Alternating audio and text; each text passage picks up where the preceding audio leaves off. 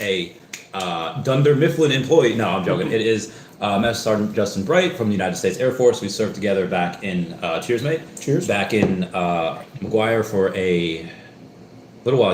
I guess you're there. I was there for 2013 through like most of 2016. Yeah, I left in the summer of 15. I left. I went to Qatar for a year. Yeah. We ran into each other in Kuwait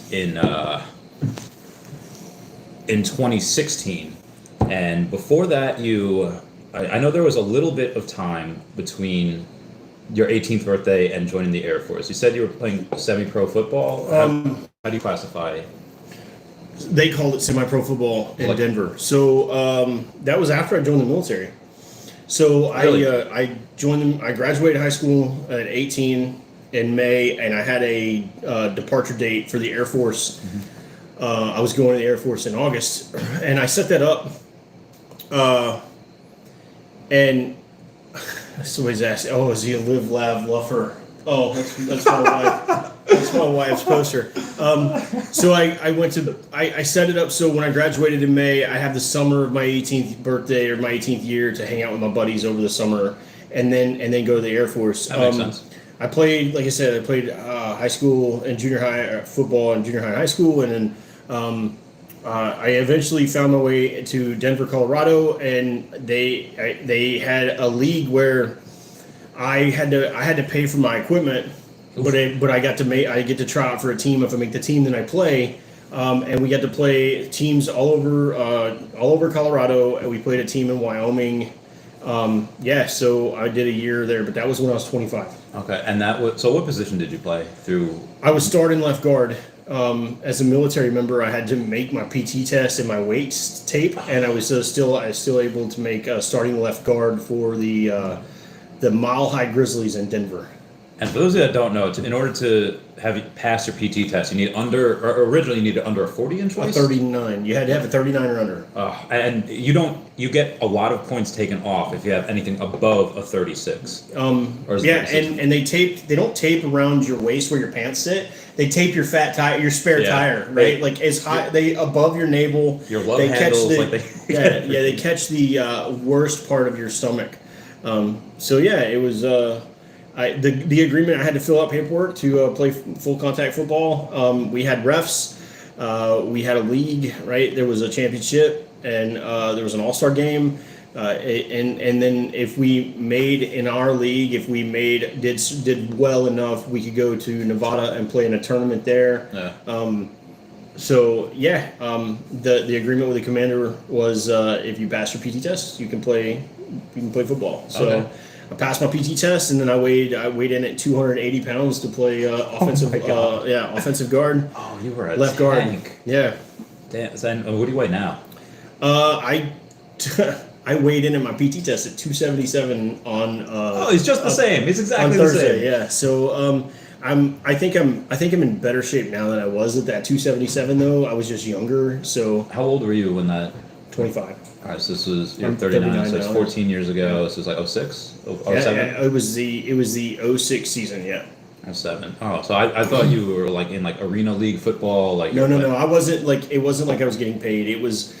They called it semi-pro football. There were D1 level athletes that came from college and played there, and they used that with highlight films to send to make practice squads. We had some folks that played on the Jaguars. We had some folks that played from the Kansas City Chiefs that they were cut from teams, and they were playing in the league. So we had legit D1 and NFL level athletes in the league. How'd you fare against them? But it wasn't.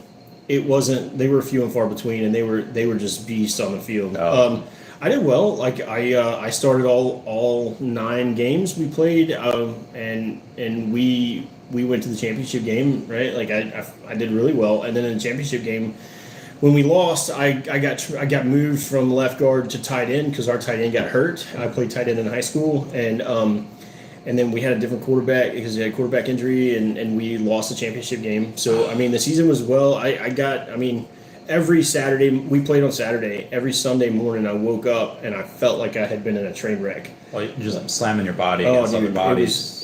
I had more respect at that point. I was like, I don't understand how people do this for 18 years in the NFL, where it's like the cream of the crop. Yeah. And how did you? So the championship game, was it close? Was it like a blowout? Was it? I can't remember. I just remember we lost, and it was just a heartache. So as a tight end, how often are you in contact with someone? Like, is it every play? Is it every play?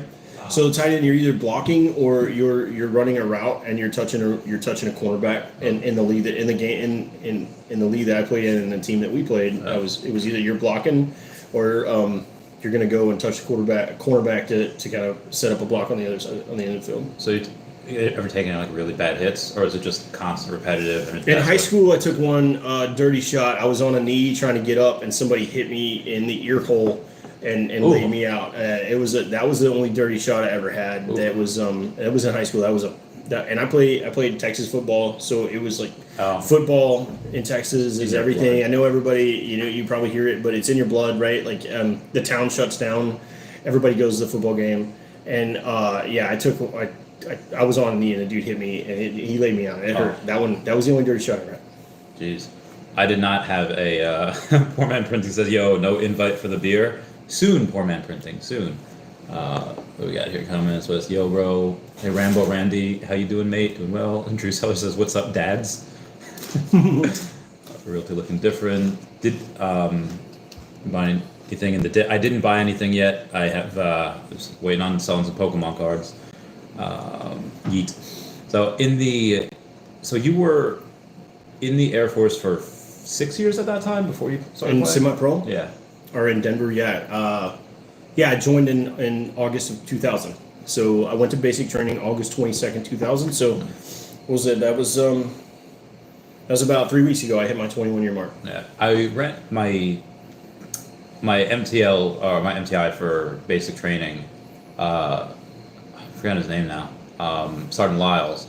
He was in like 17 years at that point, and he said like he was telling us I might stay a little bit past my 20, I might not. And at the time, I didn't like, why would you stay past your 20? And then I ran into him in Kuwait, as a security forces guy, and he's like, yeah, I just I like it. And he joined when he was like 17, so he was like 37, and he could have retired. I think he's still in. Mm-hmm. So he's probably 40 now. But why? Was the plan to always do 20 years or 20 plus years? So the plan was always to do 20. So I grew up,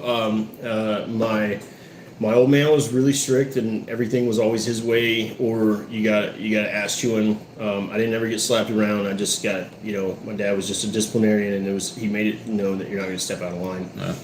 So that type of upbringing, like, it really fit well for the military, and it was easy, right? Like, you show up, you wear the uniform you're supposed to wear, and you do what you're told, and you get paid for it. Yeah. Right? Sometimes you do what you're told, and that's a shitty job, like literally shitty job. I don't know if you talked about what you've done before. I don't think that way. I kept it like not uppity. I kept it as like, oh yeah, I drove 60Ks or I drove buses, and so yeah, there's a thing called LST, Laboratory Service Truck, and you have another airman like back you up underneath the aircraft, and then you hook up a giant hose and you suck all the feces and all the stuff from the lavatory down into the truck. Yeah. And I was pretty lucky that I never got hit with anything. 21 years, I only did it one time. You only got hit once, or you only did fleet service one time. How I just got lucky. I have never, ever worked passenger service or fleet in my career. Oh, you never worked PAX? I went deployed. I went PAX in Baghdad, okay. But it was just baggage yard. It wasn't like anything. Oh, okay. They wouldn't let me around a Gates computer or terminal. Oh, all right. Didn't know how to do Gates. Didn't know how to do it. So no, I went there. I got there after everybody else. They asked me what my experience was. I told them heavy machinery, loading planes, and they said okay. They sent me there for about a week. And then another guy that was in the PAX yard, he had to go home. Somebody in his family was hurt, and he went home. And they were hurting for bodies. And since I was the last guy on the team, you're the first they're guy like, "Hey, you're the guy. Hey, you're the guy that's going to go help in the baggage yard or go help at PAX." And I get to PAX and like, "What do you know about PAX?" I don't know shit about PAX. They get on airplanes, right? And that's it. And they said, "Okay, you're going to go to the baggage yard." So for 3 months, I built baggage pallets. Oh, your back must have been wrecked. Well, yeah, it was shitty. Yeah. But anyway, so back to the Air Force. My wife, who we met. We were talking about earlier. We met in Germany.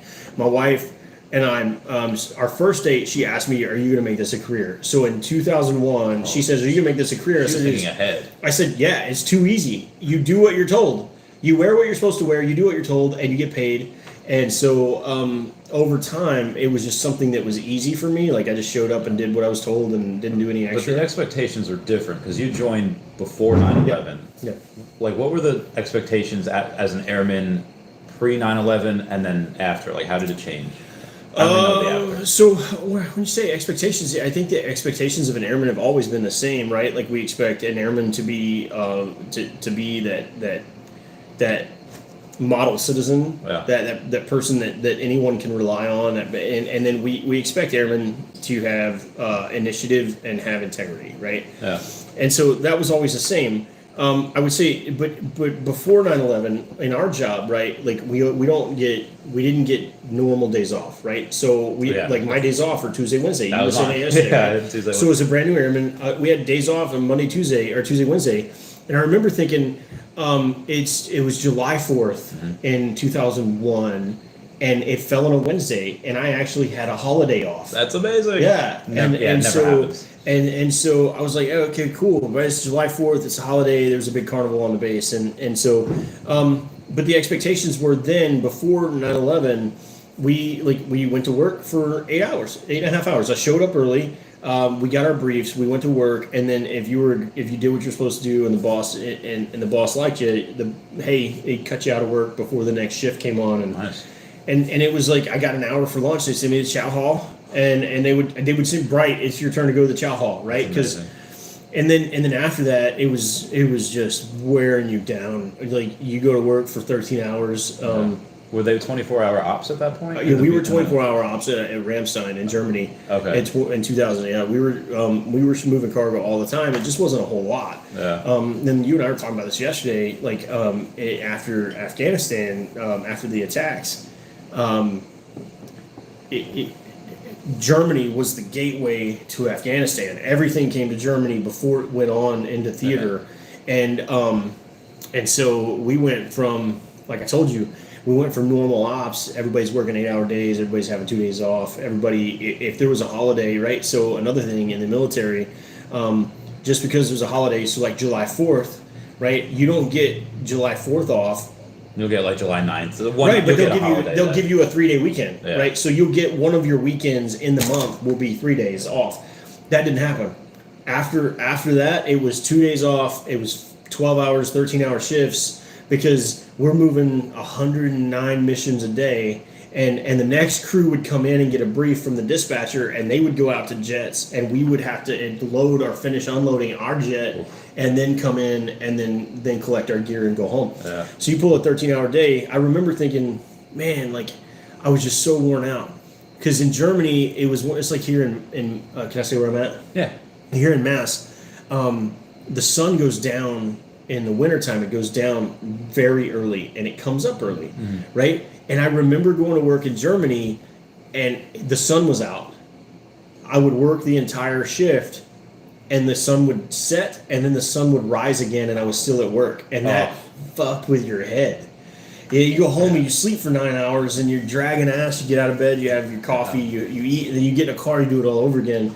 And so the expectation was you're just going to do what you got to do because there was no bitching about it. Everybody was doing what you were doing. It wasn't like one guy was doing all the work and everybody else was hanging out in the shop. Yeah, like we were busting our asses. We even had help come in from Guard and Reserve here in the States, and I mean they were there.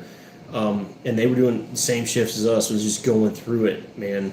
So yeah. I mean, I was talking about more like deployments before 9/11, I guess. So it took a while, right? So 9/11 happened, and if you've seen the movie 12 Strong, right, we went into Afghanistan, but there were no established places in Afghanistan. So the killers had to go in, the badasses had to go in and do what they needed to do and set up and establish what we call infrastructure, right? And infrastructure is just tense, by the way. It's not so infrastructure is like taking over strategic points like Kandahar. They had a big airport in Kandahar. Oh, so you just Right, so our dudes, our badasses went into Kandahar and they attacked the airport and they secured the airport, and then we established a base there. Okay. And then in 2012, that base had 32,000 military members on it, NATO members. I thought you were just talking about like here's an airfield and the infrastructure was just the tents. That No, that's what I was. They go and secure the infrastructure. Yeah. Like there was already power there. You know, we had to supply the generators, but there was infrastructure. There was buildings. There was lights. There was you know, we may not have power, but we could hook up generators to have electricity, and so it took a while. I went from Germany from 2002. So because we were in Germany, we had a legitimate mission to move the cargo. We weren't there. It was uncommon for us in 2002 and 2001 to deploy to Afghanistan to help. Yeah. And so from there, I went to Denver, and Denver was a brand new base, right? It just so happened to be a stand up in 2001, and excuse me, and in 2001 in Buckley, when they stood up, we were deployable because we were establishing an active duty base. And so I had buddies who were deploying like when we invaded Iraq in March of 2003, and I had buddies who were in Iraq in April, and running aerial port stuff in April, and never looked back until 2010, 2012. So the expectation was, welcome to the military. The first line of the Articles of Code of Conduct, for those of you who are listening, I challenge you to go read the Articles of Code of Conduct and read the first one. And that was put into our head, right? Like, it was like, listen, this is what you signed up. You signed up into this. It may not have been what you signed up for, but you signed up, and this is where you're at now. I think the majority of the people I knew, they embraced that, right? They're like, okay, this is what we got to do. And I was talking to a buddy of mine when we pulled out of Afghanistan. I was like, man, this is really hard. Like my entire career has been defined by combat or by conflict. Yeah. And now we're not in conflict anymore. Maybe I'm not a guy that they need around, right? Because you know, like if you weren't deployable or you didn't step up when it was time to go, you were a tax on the rest of us. Yeah. Because, you know, Randy gets tagged and Randy goes. And Randy comes home, Justin gets tagged and he goes. And if somebody in that chain breaks down, well, then somebody else along the line has to suck it up and go twice. Yeah. And so that was just like, this is what we do. And if you don't have time to do what we do, we don't want you. And my mentality is we deploy, right? That's what we do, right? Yeah. Like some people deploy and kill, some people deploy and support. But it was like now we're not in conflict, and I don't know how it's really. I've wrestled with that in my head. How do I see my role in the military now that we're not in conflict? Is it still like, well, as soon as my name is called, I step up, or is my name going to get called now, right? Like, so do you feel that you are, I don't know if you ever see Batman, the one with Bane that's in it, recently in 2012, and Commissioner Gordon, who was like the commissioner of police, like all throughout, like the Joker, and he was like a veteran war hero cop. And then after everything's taken care of and Harvey Dent goes to jail, like suddenly there's no crime and he feels like lost. He feels like I'm a warrior. I'm without a war to fight. Batman, right? You're talking about Batman or Gordon? A Batman in 2012, and then Gordon in that. Like, there's been no Batman for 7 years. There's been no crime, and do you feel like now that hey, there's like no war to fight? Like, are you like questioning things? Like, it's not that, right? It's like what I prided myself on was being available, right? And so I guess the best way to explain it, right, is I love football, and I always want to be on the field. Yeah. We're not playing anymore. So what is my role?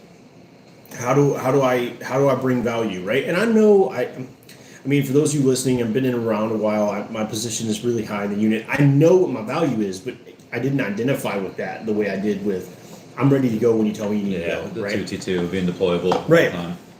So can you deploy now as a first year? Yeah. Oh, you can. Yeah, but right now we just don't, like, we're in Kuwait, Qatar, we're in Saudi Arabia. There's some places around in Afghanistan, right, or in Africa, and I think there might even be a couple places still in Iraq. So Yeah, I mean, Nigeria. yeah. So we deploy. It's just not. It's not in conflict. Yeah. You know, It's in support. I mean, yeah, it's in support, or it's the war on anyway. I feel like I jumped down a rabbit hole and I talk your ear off. So No, it's good. It's good. I enjoy that. Most of the times I'm going for like hour and a half, and it's just me talking, and my voice gets all like crackly. So it's good to have a partner here. Do you see as the next form of warfare? Also, tell us about Kessel Run, the patch that we have on the thumbnail. all right. So Kessel Run is a name that came from Star Wars. And you can look it up. Anybody can Google. If they Google Kessel Run Military or Kessel Run Air Force, there's a YouTube page out there, and there's a whole lot better way of explaining it than me. So, but Kessel Run was born out of the idea that the way software was delivered to the military pre 2015 was slow, and there was a lot of steps in it, and it took a long time to get. And then when you got it, it wasn't the software you needed. Yeah. It was the software you needed 5 years ago. It's not the software you need now. Yeah. And it just never meshed well. And Kessel Run was an experiment originally, and with the military saying, hey, we have people who are smart enough to develop software. Let's let them try. And we took a group of airmen, big A airmen, but we took a group of enlisted airmen, not college graduates, people who learned how to code in their basement or are coded because they like to code or develop software, write software. Excuse me. We took those guys, the Air Force took those guys and said, here's what we need, build it. Not only did they met the challenge, they built it and delivered it in 9 months or less than 9 months. And within 3 weeks, it paid for itself. And they saved how many, like hundreds of millions? $100,000 a day in fuel costs. God. And in 3 weeks, it paid for itself. So, and that was in 2016. Yeah. So 100,000. So basically 2.1 million is what. In 3 weeks. Yeah. So be advised, guys. The only like technology that I really work outside of Gates, which is pretty slow, was in I think 2014 or 2015. There was a couple of guys that were tasked with making like the fastest processor like ever to get like increasing satellite time. Mm-hmm. So what they had to do is they ordered 504 PS3s. At the time, those had the fastest processors, and they hooked them all together, and they made like a supercomputer. And there were 504 because there's 4 people working on it, and they still got 3 PS3s.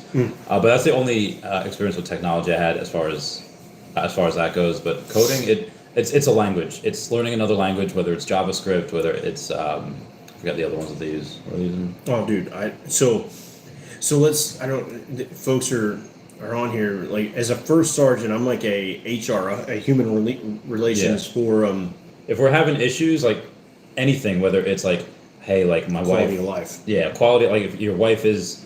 You have marital issues, or if like your dad died and you need to go on emergency, so you got to call the first shirt. That's what he's there for. He's there to make your lives easier.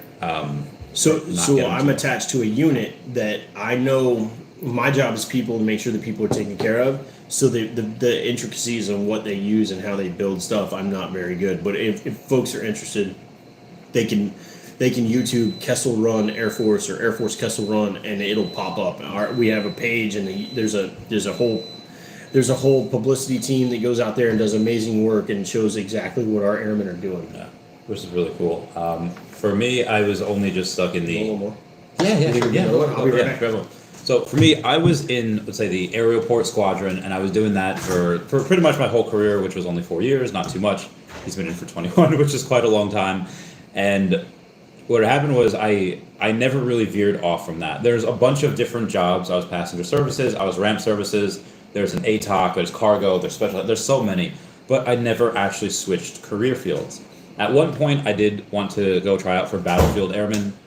Battlefield airmen would be like the JSOC guys, the guys Combat Control, TAC B, Special Operation Weather, Air Rescue. So those guys are the ones those are the badasses. Those are the rock stars, the ones that like, they're hardcore. The killers. Yeah, those are the killers.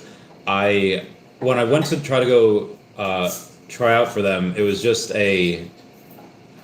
don't know, I think it was 2015 I sent that email, and whatever it was, like I never got called for it. I never had the opportunity to try it. There was a bunch of different jobs, but what was it like going from spending one career? You were working aerial port services for what, like 18 years? 17. 17. Yeah. What was it like moving to something completely different?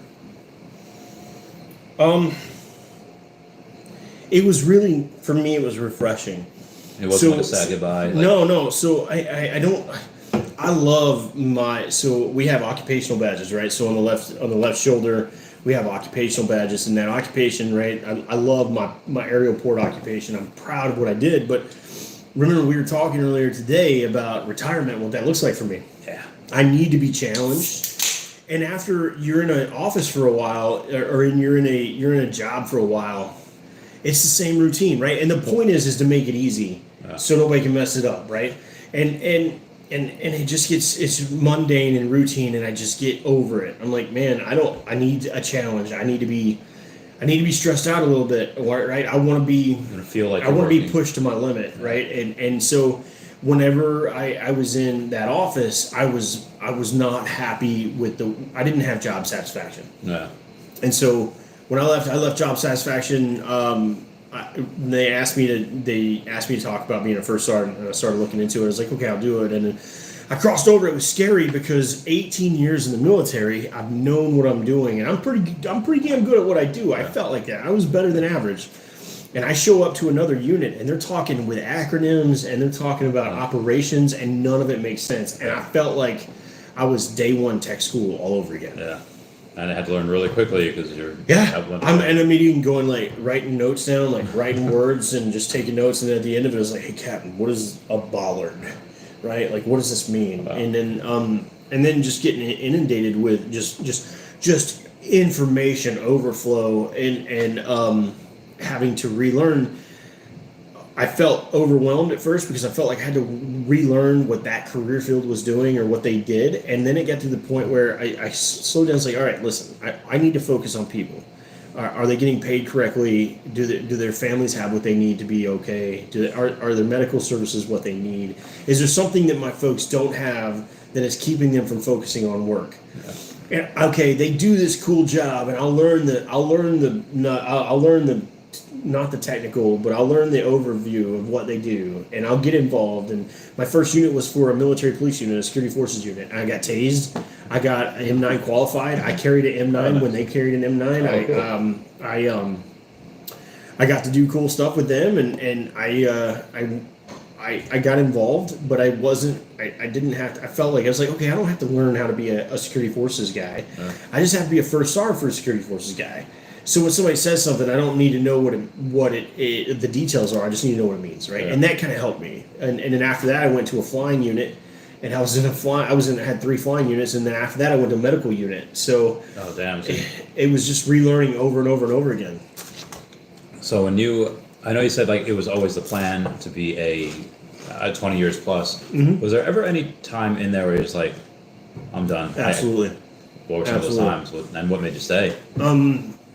My contract with the Air Force, I would have went to prison. I mean, like, what made you say, like, hey, like, I'm going to finish this one enlistment and then I'm done, mm-hmm. versus, like, you saying, oh, okay, I guess. So I talk about this all the time, right? When I talk about with young airmen about being resilient and doing...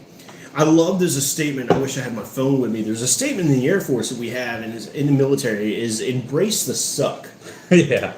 But what it really means, when you break it down, is what does that mean? That means to embrace the challenges in front of you because you have no other option than to push forward and get through it, right? So you have to embrace the suck. So I'll never forget this. So in 2010, I went to Afghanistan for the first time in July, and I came home in January or February of 2011. And in December of 2011, I was back in Afghanistan. Oh. So that's 2 Christmases in a row. 2 New Year's in a row. That's 2 kids' birthdays in a row. And so that second trip was by far my favorite. I enjoyed it. I felt like I was doing something worth it. And then that one, I came home. I got there in December 1st of 11, and I came home June of 12. Mm-hmm. And then fast forward to when you and I met in 2013. 2013, I left again in August of 13, and I went back. So I had one Christmas in 4 years, and that was my third trip in Afghanistan in 4 years. And I told, there was a lot of stuff going on. I told them when they picked me for it, I was like, hey, not that they picked me, I was the last option. They came to me and said, Bright, I'm sorry, you are the only person we have left. There's nobody else. And remember when I talked about that guy, it's his numbers being called. It's his turn. Everybody in the line had been called, and they were. It was my option again. It was just the bottom of the barrel. Yeah. So I knew when I was going that I was going to go do some stuff that they, on paper, said I was going to go do, and I told them that was not what I was going to go do. I knew it because I would been 2 years in Kandahar, and I knew what I was going to do. It wasn't going to happen. So I get there, and sure as shit, I get there, they put me in this office, and I went there as a load planner, which is a very technical portion of our career field. A lot of extra effort goes into being a load planner, and they send me there to be a load planner, and I end up being a ramp services NCO. And you can pull a guy who has good street smarts off the street and give him 3-day crash course and be as long as the guy's a dominant personality, he can be a supervisor for ramp services. Put heavy things on airplane, pull heavy things off airplane. That's it, right? And you do need to know, like, okay, well, if you have to, you have to make the weight of the airplane be stable, like center balance and everything. But in order to get the cargo in this specific order, you have to put it on a K loader in the opposite order, so it goes on. So there is a little bit of trickery to it, right? But my point is that it's like I said, it's not hard after you figure out the tricks, right? And so I get there, and about 6 weeks after I'm there, I have this dream. And I told you yesterday, we talked a lot. I told you yesterday I was supposed to go to Italy, and I lost that assignment. Oh, yeah. Dude, I had a dream that I had gone redeployed, is what we say when we go home from a deployment. Man, we're losing people. They don't want to talk to me. I went from like 19 to 6. But I had went home, in my dream, I had redeployed. But instead of redeployed to Jersey, my wife had moved the family to Italy. And I had actually got an assignment, and I went to Italy, and I was like, what? Like, this is so cool.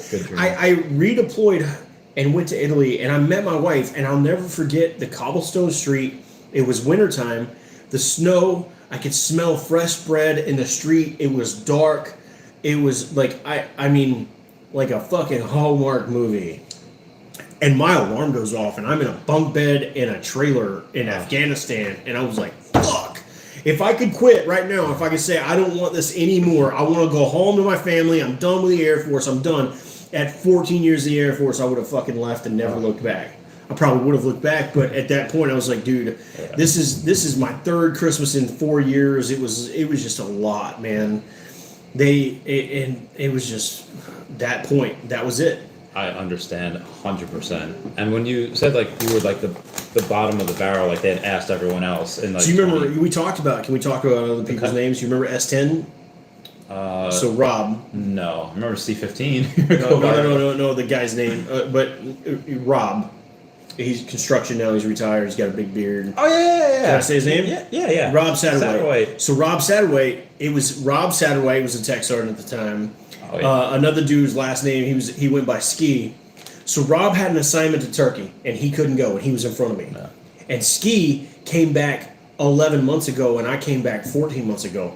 So it was literally, I was it. Everybody was gone. Yeah, Satterwhite was a bad mother flap. Like, so basically, I want to say that like he was awesome at his job. Like he was telling like captains to go F themselves, and then like he puts on master, and then he was just, if something needed to be done, and we're like, hey, the crew's not letting us do this. Like, oh, they're not letting you do this. Oh, let me go out there, and he would like rip them a new one. They would let us do it.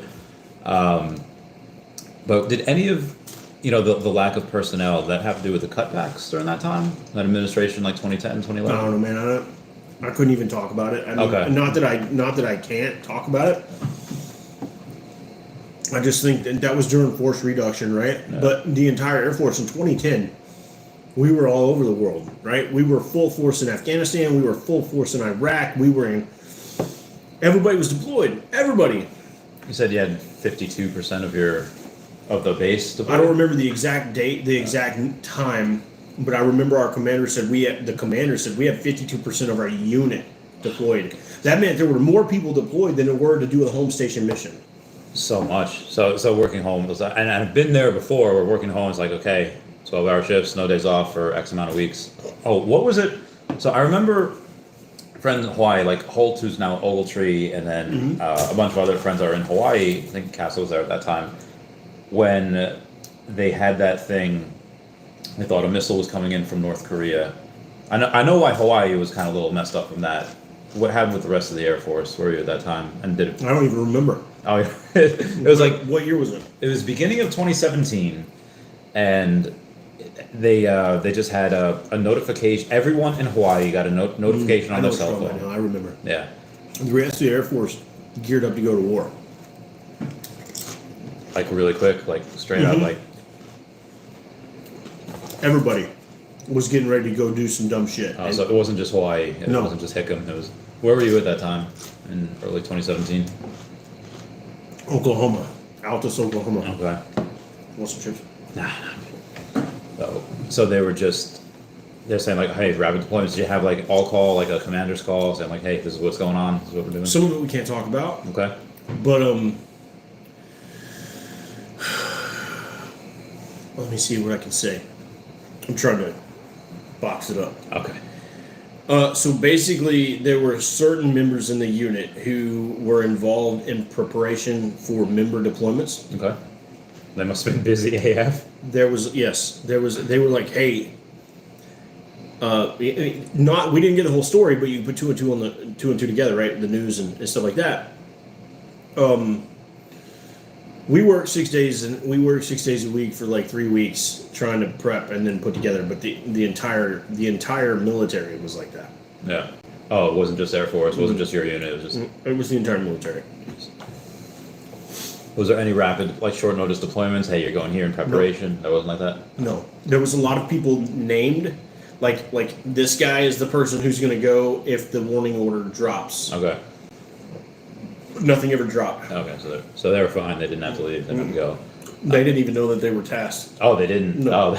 Oh, they didn't even tell them. That's how bad. They were waiting for some shit to happen, and those were the people that were already assigned that were going to get said, "Hey, get your shit and get to work." Mission readiness to be available. Drop of a hat. That's what's got to be. And where was out of we talked about a lot of deployments. Where was your favorite home station? Germany. No, my favorite home station was in Buckley, Colorado, and it was because of the people, right? Because my wife was talking last night, right? Like They're so chill in Colorado. We did things. Well, this is before weed was legal, but they were still chill, right? We would do things as a unit, but we would do things. The entire unit would go and do things, right? Yeah. And we played softball together. We played basketball together. We went skiing together. We went on whitewater rafting trips together. It's fun. Our picnics, the entire unit was there. It was like, this is the family, right? This is the people who have your back, right? I think West Coast is also just chill. Like East Coast is a little less chill, and West Coast is like it's relaxed. Oh, do you think Colorado's West Coast? I guess that's Middle America. I guess that's true. I'm thinking like Washington. There was no coast in Colorado, that's man. true. It's a long drive to any coast. That's true. But I mean, it's on the western half of the state or the country. But I mean, people in Colorado are just inherently, laid back, right? Yeah. I mean, it's that mountain life, Yeah, Del Taco there. That's the first time I ever had a Del Taco was a few months ago. I went to Colorado, and Buckley Air Force Base is now Buckley Space Force Base. So I thought that was right. pretty cool. I forgot. I'm surprised it wasn't Germany. Germany's so much fun. Germany. So I was an idiot. I spent all my fucking money drinking beer. I was 18 and I could drink beer. Oh, yeah. I could walk into a bar at 18 and drink beer. I was like, this is where my money's going, right? Like so I lived in the dorms. I don't know if you talked about meal card or chow hall, but I lived in the dorms and I got free food. Yeah. All of my utilities were paid. I had nothing to do with my money, so I drank all of it. All of it. What was your go-to drink? So I'll never forget the first time I went to a bar. It was at a German bar that I could buy beer at or buy alcohol. And I just looked and I was like, what am I gonna do, right? And I was like, what have I always heard? And I just started ordering drinks, and it was like top 5 drunkest I've ever been in my life. Like, I was like, give me a Long Island iced tea. And give me a screwdriver. I don't even know what that is. What's the sex on the beach? It was like, give me all these drinks, right? And so when I finally settled down and started drinking, like, beer to this day is my choice. But if I had to go for shots, it'd be tequila. Yeah. Yeah, tequila. We had some tequila last night. It was pretty good. Smooth. Yeah, it was good. I mean, it's a very limited edition. I think I have 2 bottles left. I have that one, and then I have two other bottles. Nice. So I ordered a bunch of those. And I'm getting comments here. It's been a while. Howdy. What's up? What's up? So, Randy, guess what? I have an interview with Reese next week. Good for you. Modelo time. E4 Mafia. Airman Gon. I think Airman Gonzo is in. I think he's in Italy. I think he's in. Was one in Aviano. So yeah, E4. I was in E4 when I left. So when I was, I think your easiest testing is probably staff sergeant, right? I would say. Well, yeah, maybe. Yeah. Greetings. Hey, what'd you get in the Hulk drop? The Hulk drop, I got 3 commons. So the Hulk drops.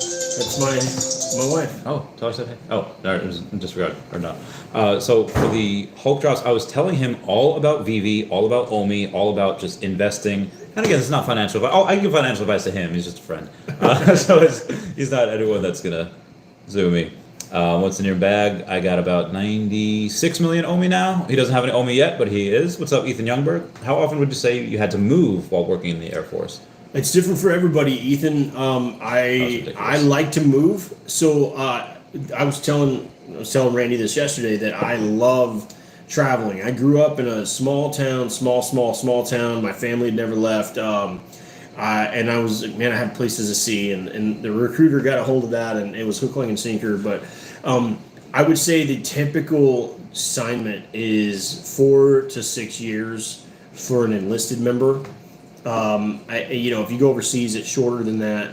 But so I have been in 21 years, and Boston is my 7th assignment. Okay, so every couple of years ago. Yeah. But two of those were 1-year assignments. So you're not counting the deployments. The 2 1-year assignments. Yeah, no, the deployments, because if I moved, it was on my own, and I had to end up back there when I came home. Is that what you're talking about? I always counted deployments because you're moving where you live for several months.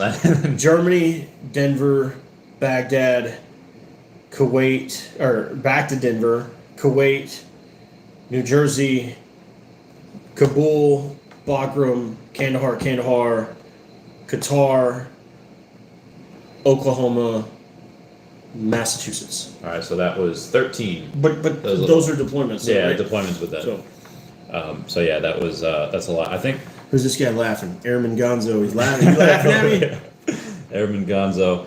I don't know if that's your real name. Who's that singer that says "Gonna punch you right in the Gonzo"? Old Italian guy.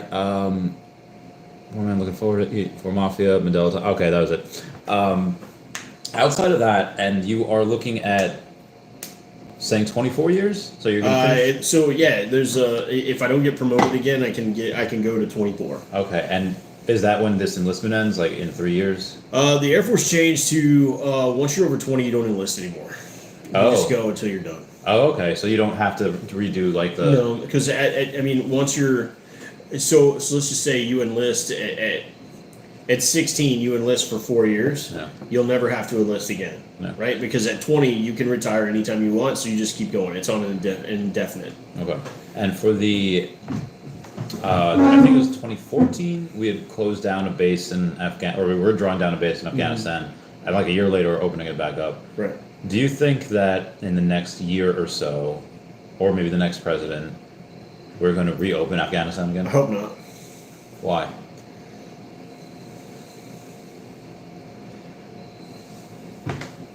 Alexander the Great couldn't do it. The Prussians couldn't do it. The Russians couldn't do it. We couldn't do it. Why are we going to go back? Well, I mean, they also had like not world domination. Well, yeah, they had almost like a kind of a world domination thing, which you can make the argument that. Remember, I don't think that's our end goal, but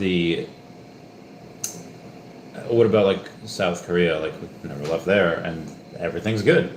Why not have that in Afghanistan? Where eventually, if we can bring technology, we can unite the tribes, and they could be a South Korean country. It's a leader in. So I would think it would be, I don't know. I don't think the next president, right? I had the extreme pleasure to meet Afghans and learn their culture, and I ate with them, and I worked with them, and I don't want to say lived with them. We lived in different buildings, but I spent every waking hour with Afghans, and I think they're honorable people. Their culture is different than ours. They don't appreciate the same things we appreciate, and there are people in Afghanistan who don't want us there, and those people are establishing a government right now. So I don't think we would, in the same way that South Korea, we have a base there. Yeah. I don't think that established government now would invite us back anytime soon. Okay. That's and I just think I don't know why we would go back. Right? There's I'm not a strategist, right? But I don't know. I hope not. But the reasons why we would go back, like the reasons would be like another attack, or it would be like a I don't know. 3 scenario. Not. I don't even want to play like I don't even want to play that game in my head where no, and I don't mean that rude, right? I just don't want to look. I don't want to say this is what it would take for us to go back there. It's scary, No. you know. So anyway, You know anyone that's still there? no, No.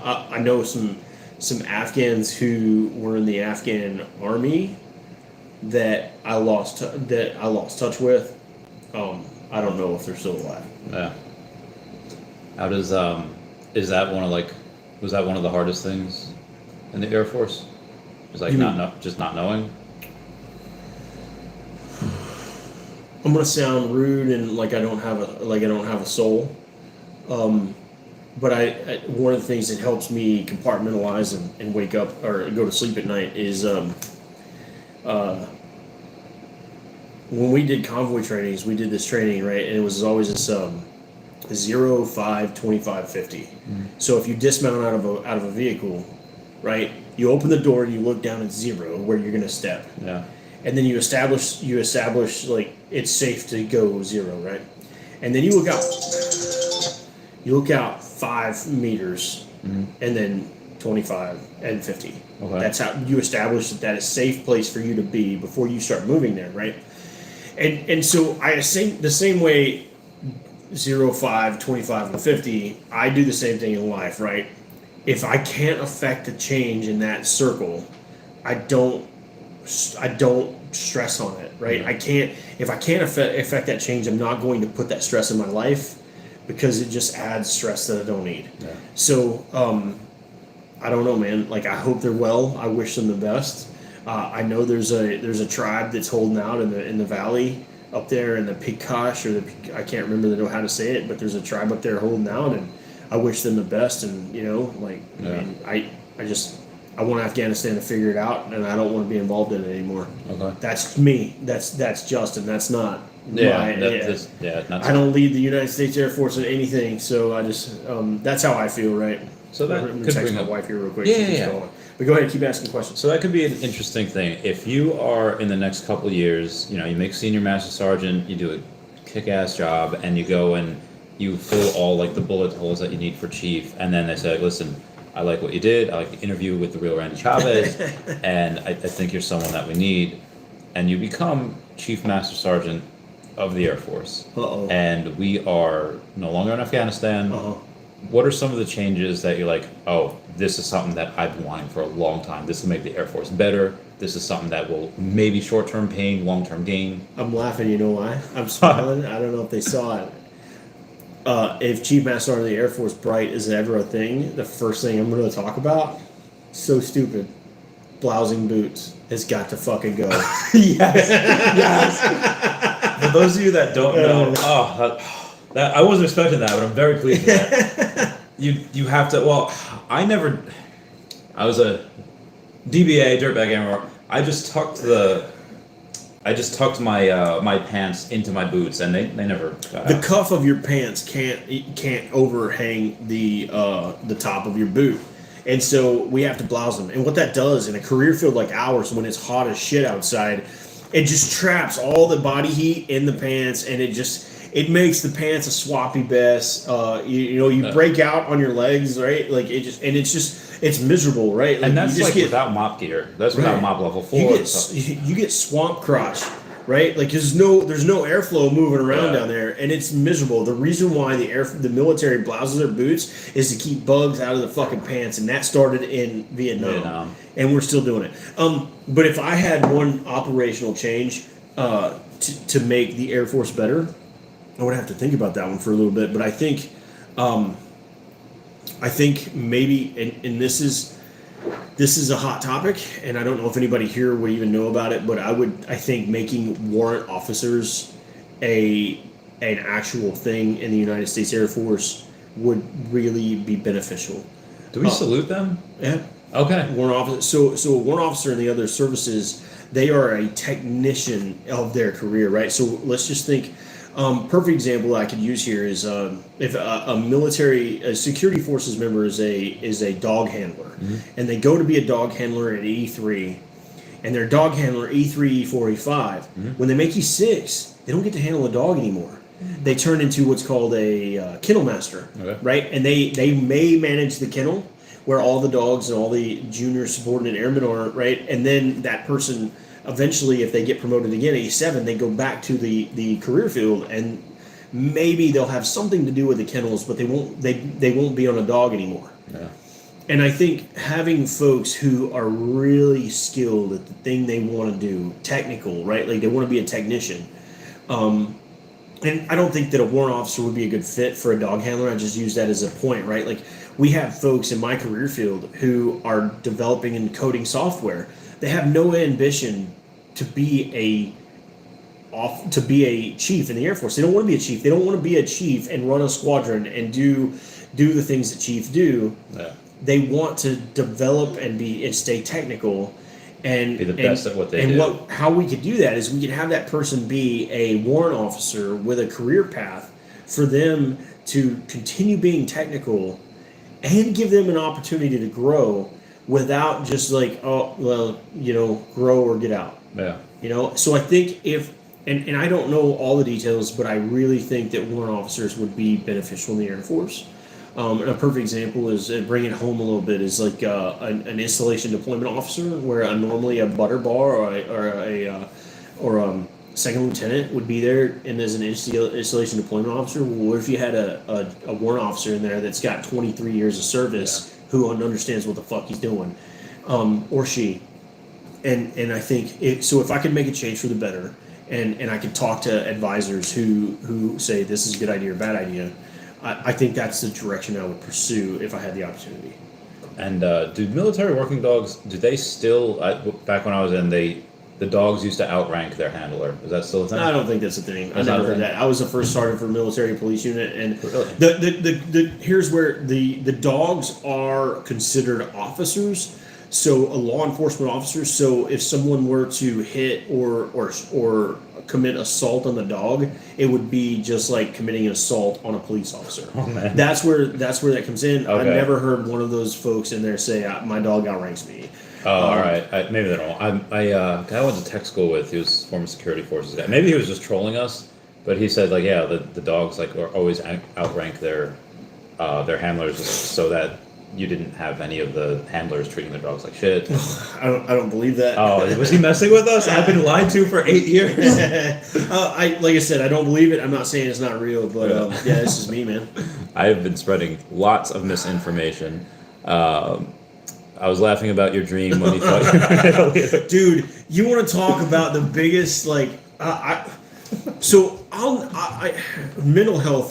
mental health challenges are a real thing in the military, right? People go to dark places, and I understand that happens, and I want for the best for anybody, and I say that to say this. I wasn't in a place where I wanted to hurt myself or others after that dream, but I was literally the worst depressed I've ever been in my life. And I was like, I don't even know why the fuck I'm here, right? In my head, I was like, I can't do this right now. And I'll tell you what saved me is a civilian who was in Kandahar, Afghanistan. A civilian was in Kandahar, Afghanistan, and looked at me one day, and this is a common response. You look at me, and they say, hey, and I'm like, hey, how are you? And they say, I could think of 10 places I would rather, or they say, hey, I'm good, how are you? And I remember saying, I could think of 10 places I'd rather be. And she looked at me with a smile, and she goes, I could think of 10 places I'd rather not be. And I was like, wow, that is profound. You're in a combat zone. Like, people are dying outside the fence. Oh. And you would rather, there are other places that you don't want to be. And that really, like, knocked the cobwebs loose.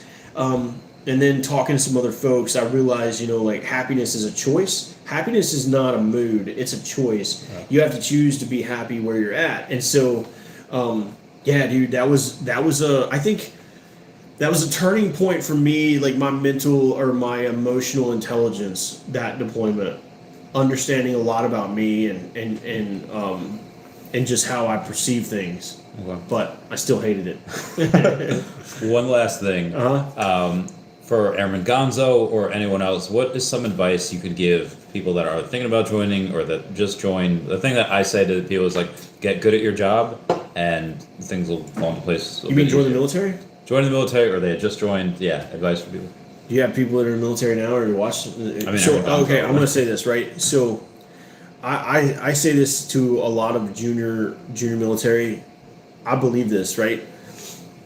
You have to be selfless. Everything you do when you put your uniform on has to be about the team. If you come to work and you focus about you, right? And there's a time to say, I need this growth, or I need this for me to be better, right? It's different than be like, why don't I get a fucking day off? Or why the fuck I gotta go load that plane? Or why do I gotta go do this, right? That dude's over in the corner. Don't worry about dude in the corner, right? Like, if more people showed up and understood, and I got a copyright like a copyright slogan, nobody can take it. If everyone understood that we is greater than me, our Air Force would be a lot better, right? And that applies to me as a junior airman, right? I wanted to get off, and I didn't get off early, and I wanted to get maybe that too. But I focused on me and wondered why I didn't get the things I wanted. Yeah. Whenever I should have been looking outward and like, what does the team need? Yeah. And so if everyone would come to work and focus on what would make the team better, and I mean the entire team, we would be in a lot better shape as a military service. I feel you. Well, Master Sergeant Justin Bright, thank you so much for being here. Yeah, Doctor. Doctor. All right, I'll catch you all later. Everyone say, where's Dashy? Where's that? That's good. Thank you for your service. Randy, Dustin, thank you for live streams like this. Love you guys. I'll catch you all later. I'll start doing more OMI videos tomorrow and Earth 2 as well. Peace, guys. Take care. Yeah.